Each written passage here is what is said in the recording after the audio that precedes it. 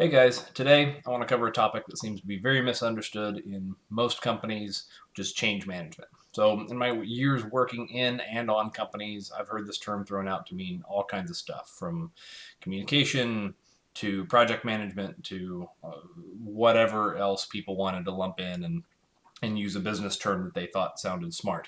Most commonly, people think change management is just communication when it's so much more. So I want to talk about it a little bit today, what it is, how it works, etc. One of the biggest misconceptions, I think, and things that people miss is the aspect of change leadership in addition to change management. They're two different things, and we'll talk about that. But they're both really, really important for change to actually happen, for these projects to work. So let's talk about why. So, first, the reason for change management, for change leadership, 70+% of change initiatives fail. It could mean outright failure, so the project didn't even complete. It could mean falling short of the target. But a lot of times the failure comes 3 to 24 months after the implementation is finished. So the change was technically made, the project was technically a success, the consultants all got paid, but it didn't stick. The company went back to their old ways. For whatever reason, it fell short, it fell apart, it didn't quite get there. And so let's talk about why. So why these change efforts fail? The biggest obstacle is the power of the status quo. So there could be decades of momentum that made things the way that they are.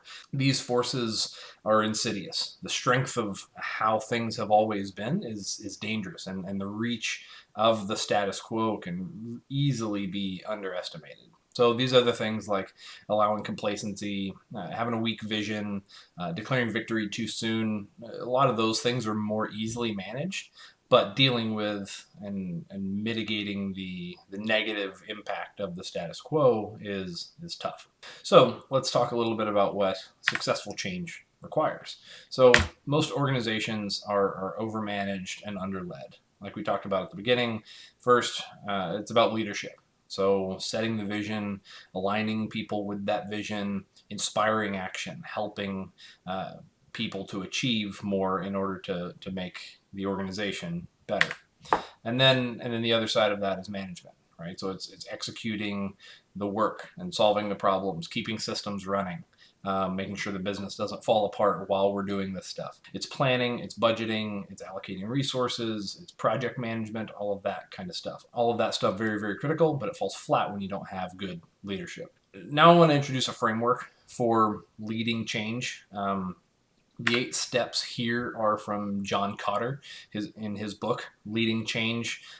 This is one model of many change management models that are out there. I've adapted this one a bit to fit what I see working best, but the important thing is to have a framework, some sort of model that we can follow so that we can be intentional about how we go about our change. In this model, we'll go through each of these in a little bit of detail. So one piece to understand is that cultural change comes last and not first, right? You don't change a company's culture in the beginning as the first step in a project, and that's a very common mistake that people make is that they try to change the culture first and then have all the other stuff come out, and it just doesn't really work that way. Okay. So there's a lot of overlap between these intentionally, so they don't necessarily have to start in this order, but they do have to finish in this order.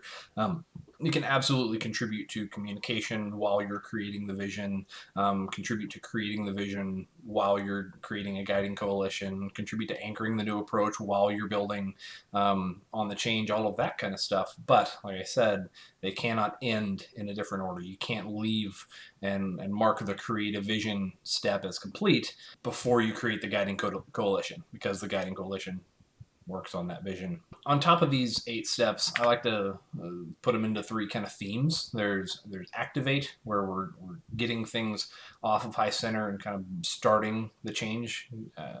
Some models call it unfreeze. And then make the actual change happen. And then embed. So embedding the change in the culture, in the group, in the habits of everybody. And like we talked about at the beginning, there's a combination of leadership and management. Now, what the ratio is doesn't really matter, but what we need to be sure of is that we have both. right? Because at every step of the way, there's management of executing the tasks, solving problems, allocating resources. But also at every step of the way, we've got to keep the vision in mind. We've got to have that leadership component to it also, especially at the beginning, where we're trying to inspire action to do something different, to do something better. Now, we'll talk about each of these 8 steps very briefly today. I just want to introduce the framework to you guys. And then obviously there's tons more that we could go into. There's entire courses that are taught on change management and this model itself and all those things. But I want to introduce it to you so that you're aware and know what you need to dig into and have a model to follow. So first step, establish urgency. Sometimes a crisis can do this for you. Sometimes you need to create one. But urgency, the opposite of complacency, is a key ingredient. And so the target of this phase is everyone agrees that the status quo is not good enough. So everybody is motivated to do something different. 2, create a guiding coalition.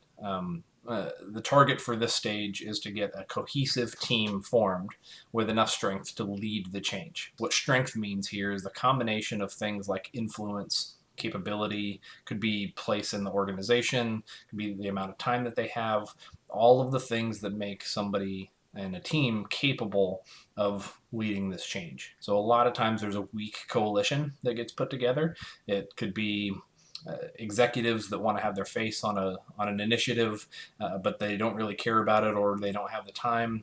It could be lower level people that don't have the power and the influence or the capability to push things across.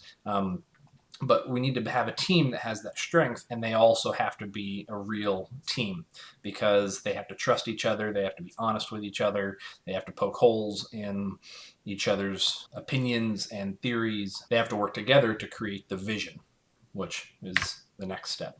The vision, creating the vision, is where we get very, very clear about where we're headed. Painting a tangible picture of the future, this better world that we're trying to take the organization into, and explaining the why.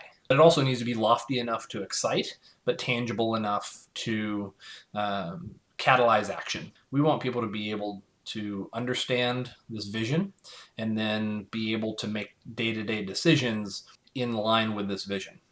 Like I talked about with the guiding coalition contributing to this vision, in organizations, this isn't done by one person. The vision probably starts with a draft by one person, whoever is trying to initiate things, but iterating it with the guiding coalition, continuing to refine it as progress is made in the project, as it gets communicated, etc., is critical because, like we said, 1, it needs to accurately reflect what you actually want, and 2, people need to be able to understand it when it's communicated. And visions get refined as they're communicated. People poke holes in them, they're confused by them, and it's that iterative feedback loop that will eventually lead to an outstanding, very clear, inspiring vision. So when we talk about communicating, the biggest change in this model that I've made is kind of extending this communication step to span the last 2/3 of this.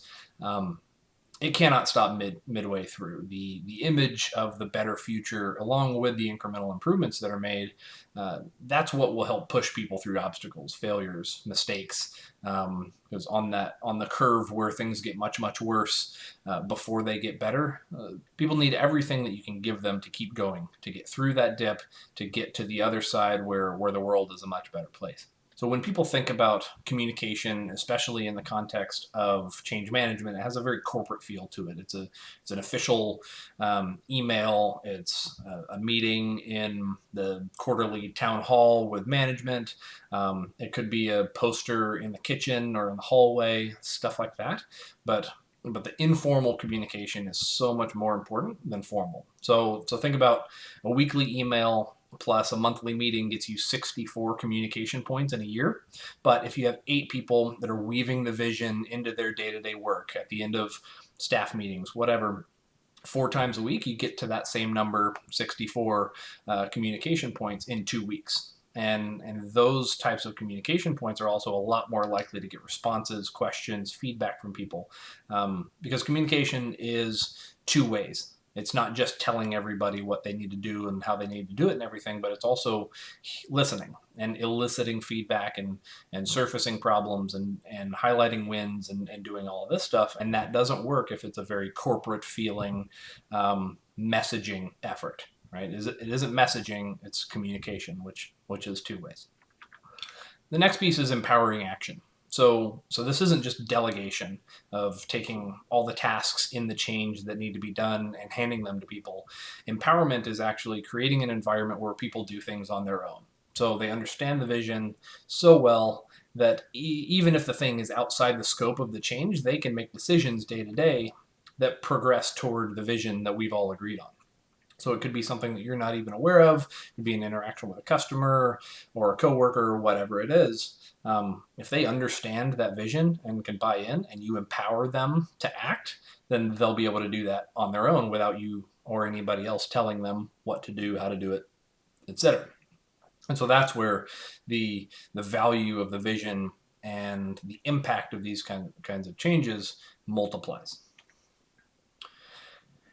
Another one that you hear way too often is about quick wins. So we can't spend 6 months on this project. We need to have quick wins in 2 weeks and stuff like that to keep people motivated. For one, I think people use it as a crutch because they have a poor vision and they haven't created urgency, and so they're completely leaning on quick wins. So the other big mistake is that people try to manufacture these quick wins.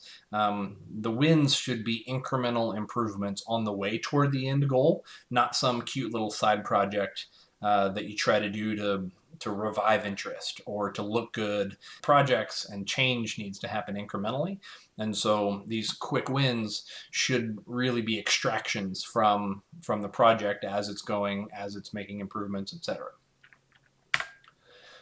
Build on the change. So whenever we're going through some kind of change effort, some kind of initiative, and we've got improvements that we're making, we're identifying related problems that made this change hard, and we should understand them better, and we should put those on track to be fixed. Because in organizations, all of these issues are completely interlinked. Even if it's purely a cultural problem that we're trying to solve, there's probably issues with the data or with information or with job descriptions or more technical things like that. Other systems, other habits, other things that are in place that make this change hard.